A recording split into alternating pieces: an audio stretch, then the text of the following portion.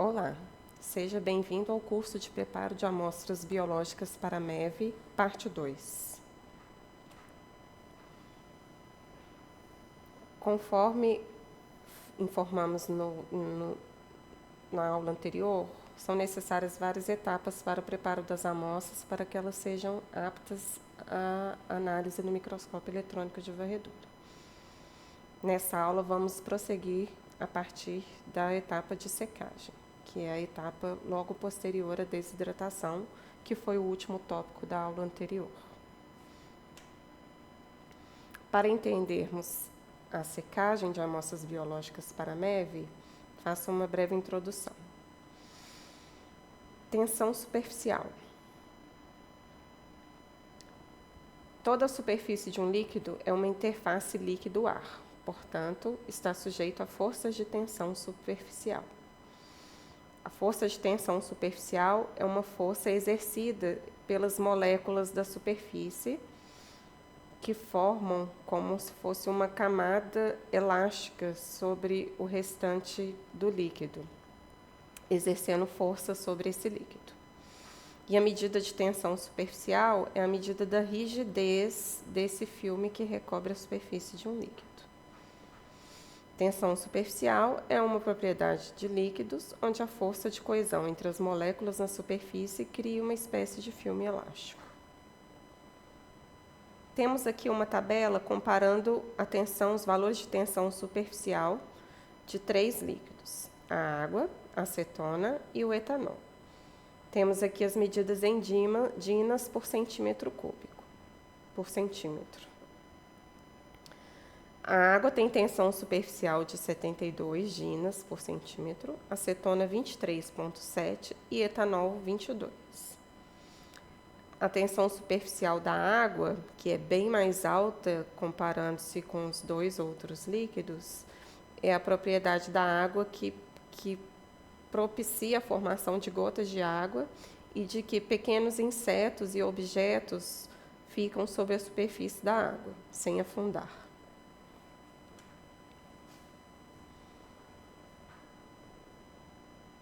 Para a secagem de amostras biológicas, é necessária a presença das forças de tensão superficial, porque, em geral, as amostras biológicas são amostras muito delicadas. As forças de tensão superficial no processo de secagem, portanto, podem gerar danos, e esses danos podem ser refletidos como achatamento, colapso ou rachaduras nas amostras. As técnicas de secagem para amostras biológicas devem eliminar as forças de tensão superficial por eliminação da interface líquido-ar. E as técnicas geralmente utilizadas na rotina são secagem em ponto crítico CO2 e, em alguns casos, liofilização. Em raras exceções, é possível secar-se a amostra ao ar, mas geralmente são utilizados para amostras resistentes, como insetos com exoesqueletos, sementes, entre outras. Em caso de dúvidas, é sempre mais seguro escolher o método de secagem em ponto crítico de CO2. A secagem em ponto crítico baseia-se no princípio de que um fluido, quando submetido a condições de temperatura e pressão acima do seu ponto crítico, exibe propriedades intermediárias entre líquido e gás, como, por exemplo, alta densidade e capacidade de solvência de líquido, combinadas com alta difusidade e baixa viscosidade de um gás. Nessas condições, ou seja, quando o fluido é submetido a essas condições de temperatura e pressão acima do ponto chamado ponto crítico, ele transforma-se num fluido supercrítico. E um fluido supercrítico, por ter características intermediárias entre um líquido e um gás, não existe uma interface, então o conceito de tensão superficial não existe nessa situação. Aqui, a imagem à esquerda, temos uma amostra que foi secada ao ar, comparada com uma amostra que foi secada por secagem em ponto crítico. Dessa forma, podemos avaliar o efeito que as forças de tensão superficiais provocam sobre amostras biológicas, causando danos. À direita, temos um gráfico que mostra o comportamento da matéria em diferentes condições de pressão e temperatura. Um líquido, quando ele é aquecido até uma temperatura chamada temperatura crítica, e a sua pressão alcança a pressão crítica, ele alcançou o seu ponto crítico. Condições acima desse ponto crítico, ou seja, pressões maiores ou temperaturas maiores do que aquelas que equivalem ao ponto crítico da substância, esse fluido adquire características de um fluido supercrítico, ou seja, ele tem propriedades intermediárias entre líquido e gás. Portanto, não existe tensão superficial. A temperatura crítica e a pressão crítica, elas são específicas para cada fluido. Aqui temos uma tabela comparativa, onde se compara-se a temperatura crítica e o ponto crítico da água, da acetona e do etanol. A temperatura crítica da água é 373 graus e a pressão crítica 228 graus.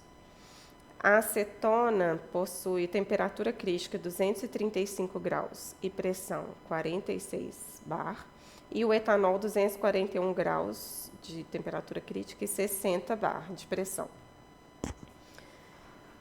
Observa-se que, embora na acetona e no álcool essas condições sejam essas temperaturas e a pressão sejam mais baixas do que da água, principalmente a pressão crítica, né, são consideravelmente mais baixas do que a pressão crítica da água, ainda assim, a temperatura exigida para que esses líquidos atinjam o seu ponto crítico são muito altos e são condições adversas para amostras biológicas. Amostras biológicas não podem ser submetidas a temperaturas tão altas. A secagem em ponto crítico é realizada após a desidratação. Deve-se substituir o agente desidratante por um fluido de transição.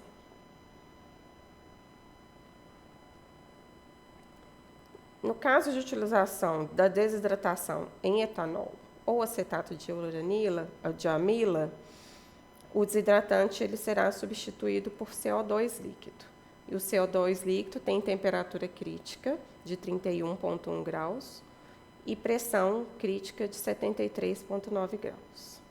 Outras opções seriam a desidratação com acetona e substituição por freon 116, cuja temperatura crítica é 19,7 graus e a pressão 29,8 graus. Ou etanol por freon 23, cuja temperatura crítica é 25,9 graus e a pressão 48,3. Ou freon substituído por freon. No entanto, na atualidade, não trabalha-se mais com freon nas práticas de preparação de amostra, por causa de características específicas. Algumas dessas substâncias elas são um pouco mais perigosas de trabalhar e também são nocivas para a camada de ozônio, e por esse motivo, a técnica usual para secagem em ponto crítico é com desidratação com etanol e utiliza-se o CO2 como líquido de transição, ou fluido de transição. Podemos comparar as temperaturas críticas e as pressões críticas desses líquidos, desses fluidos de transição, com a tabela acima, e percebemos que são condições muito mais amenas para as amostras biológicas.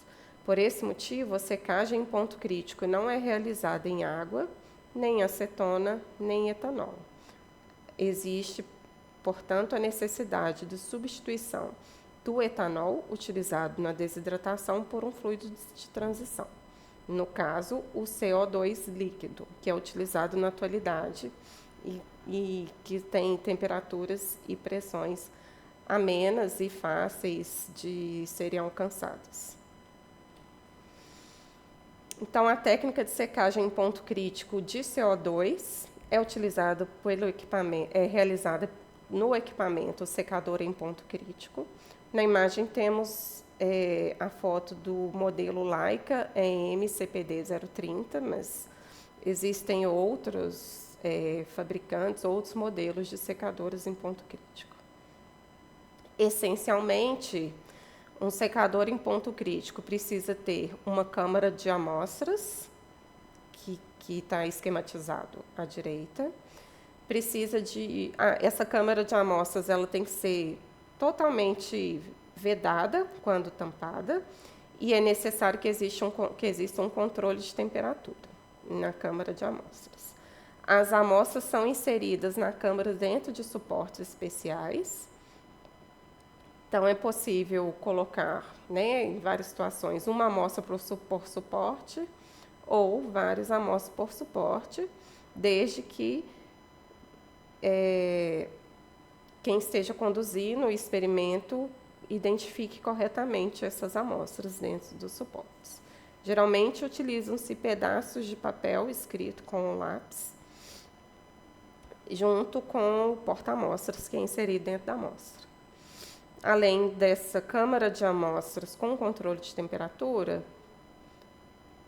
em geral, os equipamentos possuem uma marcação de pressão, que é o manômetro, que pode ser analógico ou digital, um controle de temperatura e um mostrador de temperatura, uma válvula de saída de pressão,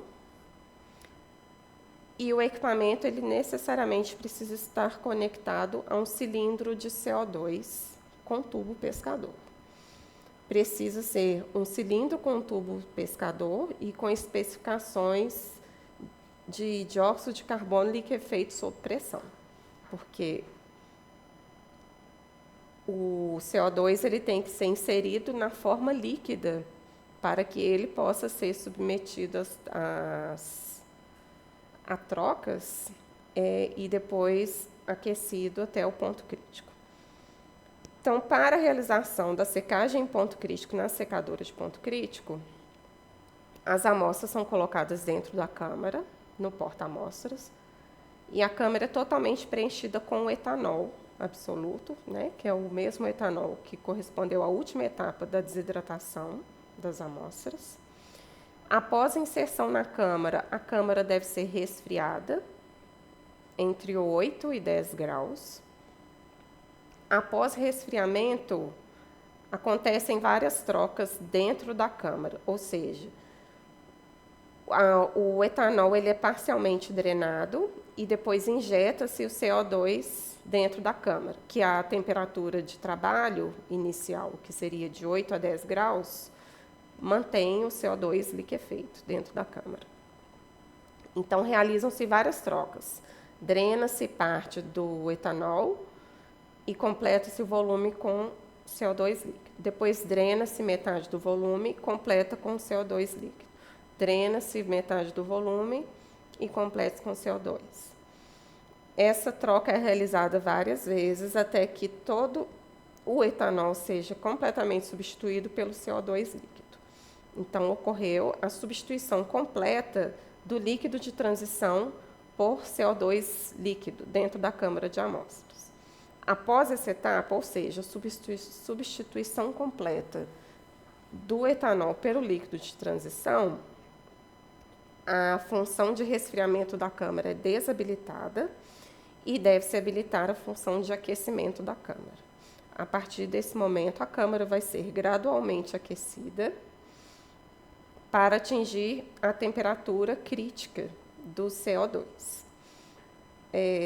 Atualmente, como a técnica utilizada é a secagem em ponto crítico de CO2, não se utiliza outros líquidos de transição, então, em geral, os equipamentos estão pré-configurados para atingirem a temperatura crítica do CO2, que é em torno de 32 graus.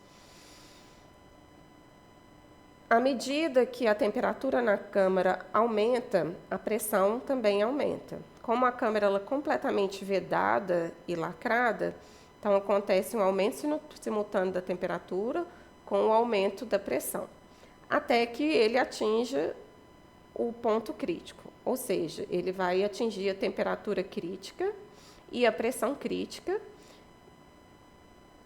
E essa pressão e a temperatura continuam aumentando além das condições críticas, que é quando o CO2 líquido ele vai atingir o seu ponto de fluido supercrítico e que ele passa a ter características mistas entre líquido e ar,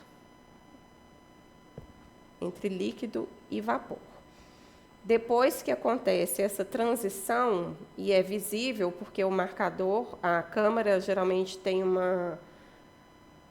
a frente dela é de vidro, a gente consegue ver quando acontece a transição. Então, depois que acontece essa transição para fluido supercrítico, essa câmara precisa ser despressurizada. Então, abre-se a válvula para a eliminação gradual do CO2, que agora já não é mais um líquido, é um fluido supercrítico, e quando ocorre a despressurização, ele é eliminado na forma de gás. Acontece essa despressurização até que a pressão atinja a pressão atmosférica e a câmara da amostra possa ser aberta para a retirada das amostras. Quando as amostras são retiradas, elas estão completamente secas.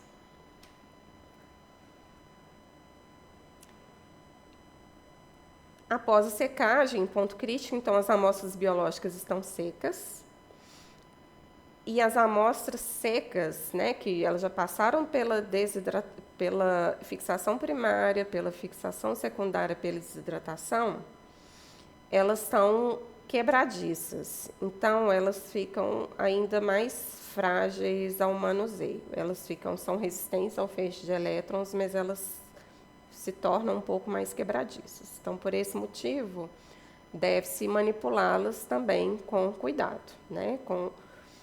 Evitar pegar com pinças, manipular com instrumentos mais macios. Então, nesse momento, nós temos amostras secas, e essas amostras secas precisam ser fixadas sobre um suporte, que é um suporte metálico. Então, a etapa de fixação sobre o suporte é também chamada de montagem, e a fixação das amostras sobre esses suportes metálicos, que são conhecidos como stubs, né, os suportes utilizados na rotina, é realizado com auxílio de adesivos condutores. Temos aqui um esquema e imagens de vários tipos de suporte, mas o suporte mais utilizado na rotina é esse stub padrão, que ele tem uma estrutura circular, a sua superfície é lisa. É importante que o suporte das amostras tenha a superfície bastante lisa e irregular, para que o fundo nas imagens não seja um fundo confuso, né? Então, o fundo das amostras, ela não deve ter informações demais para não gerar imagens visualmente confusas. Além disso, é necessário que esses suportes sejam bastante limpos, são limpos em solventes, geralmente acetona, pode-se realizar lavagem em banho ultrassônico com acetona, seguida por álcool, e devem estar secos. A limpeza dos stubs é importante, né? Não devem ser manipulados com as mãos. Todo o suporte que esses suportes serão levados para dentro da câmara do microscópio, e todo suporte contendo amostras que entra na câmara do microscópio não pode conter resíduos de gordura, a gordura presente nas mãos, né? Então, por esse motivo, os stubs têm que ser previamente limpos e manipulados com luva para evitar a transferência de gordura das mãos para os stubs. Sob a superfície dos stubs, podemos utilizar um adesivo ao qual a amostra será fixada. Existem no mercado alguns tipos de adesivo, os mais utilizados são as fitas adesivas, em diferentes espessuras, e existem também diferentes materiais, mas o mais usado na rotina são fitas dupla face de carbono, que elas são cortadas do tamanho do stub. É importante não deixar sobras de fita para fora do stub, porque ao manipular e armazenar o stub, sobras de fita adesiva para fora podem causar acidentes, pois stubs podem aderir uns aos outros e aos suportes ou pinças e podem ocasionar acidentes, como derrubadas de stubs vizinhos e perdas de amostras. Então, o ideal é que o adesivo utilizado para fixação no suporte, ele se limite ao diâmetro do suporte. Então, são utilizadas fitas que podem ser compradas em rolo e cortadas com tesouras, um tamanho que caiba dentro da área da superfície do suporte. Podem ser comprados, cortados já, existem tamanhos de fitas adesivas específicos para tamanhos diferentes de suporte. Existem também outros adesivos que são líquidos, como tintas de carbono e tintas de prata, que também podem ser utilizados na montagem. Deve-se tomar cuidado com a utilização de adesivos líquidos, porque se ele for aplicado na superfície do stub e a amostra for colocada sobre o stub, mas for colocada na posição que não é a posição ideal e precisar ser reposicionado, a amostra ficará suja e isso compromete a análise da amostra. Em geral, utiliza-se mais as fitas de carbono para fixação da amostra no stub e, em alguns casos, quando as amostras são altas e irregulares, realiza-se o aterramento das amostras com os adesivos líquidos, né, fazendo uma conexão entre a superfície da amostra e o stub para garantir que a amostra tenha capacidade de conduzir cargas elétricas desde a sua superfície até chegar no stub. E isso é o aterramento das amostras. Após a montagem das amostras, é necessário uma etapa adicional para melhorar a condução das amostras, tornar as amostras mais condutoras, evitando o acúmulo de cargas elétricas na sua superfície, durante a análise no microscópio eletrônico de varredura. As técnicas mais utilizadas para a deposição de uma cobertura condutora são pulverização, também chamada sputter coating ou sputtering, ou evaporação térmica, são as técnicas mais comumente utilizadas.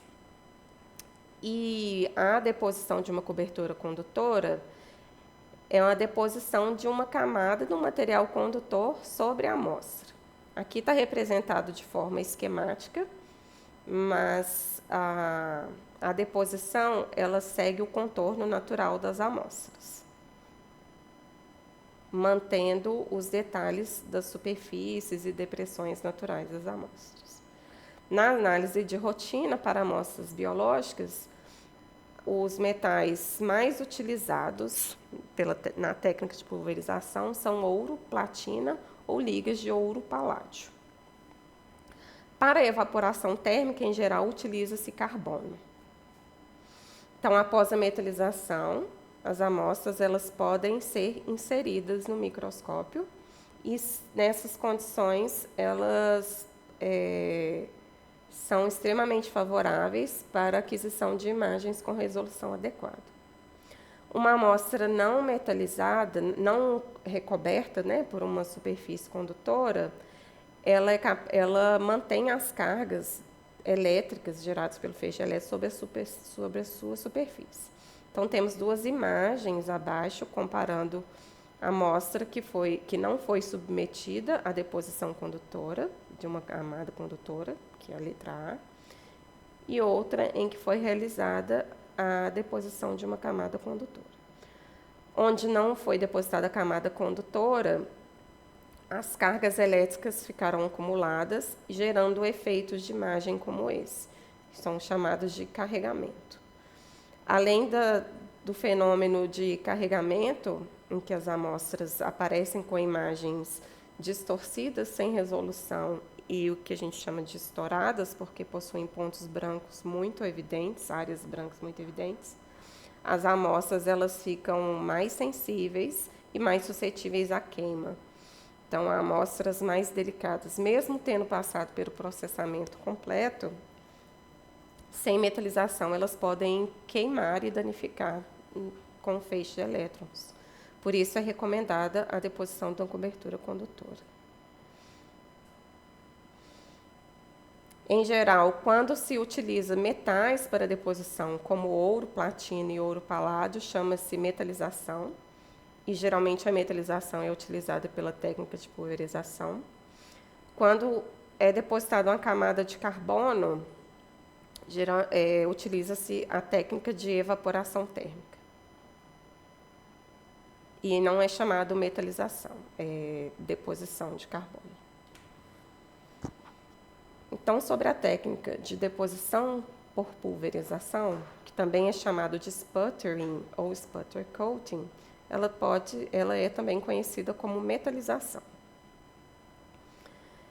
Esse processo é realizado num equipamento sob vácuo, e existe no equipamento uma câmara de amostras que é submetida a vácuo, e a atmosfera dentro da câmara ela deve ser substituída por um gás inerte para retirada de vapor de água e oxigênio. Então, numa primeira etapa, faz-se a evacuação da câmara e depois injeta-se argônio para evitar a presença de oxigênio e água na câmara. A atmosfera com gás inerte é uma etapa muito importante antes do sputtering, porque no processo existe a aplicação de uma corrente elétrica e a presença de água, a água e o oxigênio, na presença dessa corrente, eles podem ser transformados em íons bastante reativos com a superfície da amostra, podendo causar danos, né, oxidação e danos na superfície da amostra. Então, o processo de sputtering é realizado da seguinte forma. Coloque-se as amostras dentro da câmara, né? Existem várias configurações de equipamento, alguns abrem o cabeçote superior, outros retiram o vidro totalmente, mas ainda antes de se realizar vácuo no equipamento, a câmara é aberta e as amostras são inseridas. Depois fecha-se a câmara e aplica-se vácuo. Depois da aplicação de vácuo, injeta-se argônio dentro da câmara. Aqui à direita temos um desenho esquemático da câmara, e essa parte superior, que corresponde à parte superior da foto do equipamento, contém um catodo onde está inserido uma peça metálica que é chamada de alvo. O alvo vai ser a fonte de metais. É a partir desse alvo que vão ser retirados as partículas de metal que serão depositadas sobre a amostra, que estão embaixo. Então, em cima temos um catodo, que é uma região onde é inserida o alvo. Embaixo temos o porta-amostra, tá? E a amostra, porta-amostras e a amostra. Então, após a evacuação da câmara, a atmosfera é substituída por argônio. Em seguida, aplica-se uma corrente fortemente negativa na área do catodo, né? E então o alvo fica negativamente carregado. Na presença dessa corrente que é aplicada, o argônio que está preenchendo a atmosfera, ele é ionizado em íons de argônio, que são positivos, e elétrons. O argônio ionizado ataca fortemente a superfície do alvo, que é carregado negativamente, e arranca partículas de metal. No caso aqui do esquema, está sendo mostrado um alvo de ouro. Então, a interação do argônio, tanto do argônio quanto as moléculas, os elétrons, eles interagem, mas o argônio, por ter carga positiva, é fortemente atraído pelo alvo negativo, arranca moléculas de ouro que são gradualmente depositadas sobre a superfície da amostra. É importante enfatizar nessa técnica que a presença de íons de argônio em toda a câmara, bem como de elétrons, ela favorece o espalhamento das partículas metálicas que são geradas dentro da câmara. Então, os átomos do alvo metálico são arrancados e impulsionados por íons de argônio e elétrons. Então, aqui temos um esquema um pouco mais detalhado. Em amarelo temos o argônio, em laranja temos o argônio ionizado que está atacando a superfície do alvo, bem como com os elétrons. E à medida que as partículas são arrancadas, que são as bolinhas pretas representadas na câmara, as outras partículas, íons que estão presentes na câmara, bem como as moléculas não ionizadas do argônio, elas impulsionam as partículas metálicas em todas as direções. Isso propicia uma deposição uniforme da camada metálica sobre a amostra, recobrindo toda a sua superfície e todas as suas depressões, mesmo que elas estejam mais lateralizadas. Então, por esse motivo, como as partículas de metal elas são lançadas em trajetórias aleatórias dentro da câmara, elas conseguem atingir as amostras em vários ângulos, gerando um revestimento uniforme das superfícies irregulares. Quando o argônio é ionizado dentro da câmara, a gente percebe esse aspecto. Essa aqui é uma foto real. Então, o argônio ionizado ele forma um plasma lilás. Abaixo, a gente tem fotos de alvos, a conformação, né, o formato, o diâmetro, a espessura dos alvos, eles variam conforme o modelo do equipamento. E existem várias possibilidades. Mas, geralmente, são peças metálicas maciças que podem ser trocadas na parte superior da câmara onde fica o anodo. Então, é possível, né? No mesmo equipamento, uma hora você utilizar, por exemplo, um alvo de ouro, em outro momento você pode utilizar um alvo de platina, dependendo do objetivo. A deposição por evaporação é outra técnica utilizada para a formação de uma camada condutora. Nessa técnica, eletrodos são aquecidos por resistência para evaporação de carbono e metais. Geralmente, utiliza-se essa técnica mais para o carbono. Para metais, é necessário um maior fornecimento de energia para o aquecimento das resistências, porque os metais têm pontos de fusão geralmente mais altos, então é necessário equipamentos mais potentes. A vantagem da evaporação térmica, quando utilizada para carbono, os equipamentos são mais simples e são mais baratos, e por isso essa técnica, em geral, ela é mais viável, ela é menos cara do que a técnica de sputtering. Mas, em geral, o sputtering é a técnica mais utilizada para amostras biológicas, mas é possível também realizar a evaporação de carbono.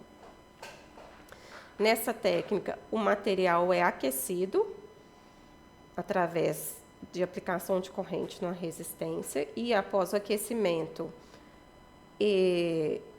o material, né, que será a fonte ali da camada condutora, ele é derretido para depois ser volatilizado. Então, como foi dito, ele é uma técnica mais simples e mais barata que o método de pulverização. No entanto, o recobrimento tende a ser menos uniforme.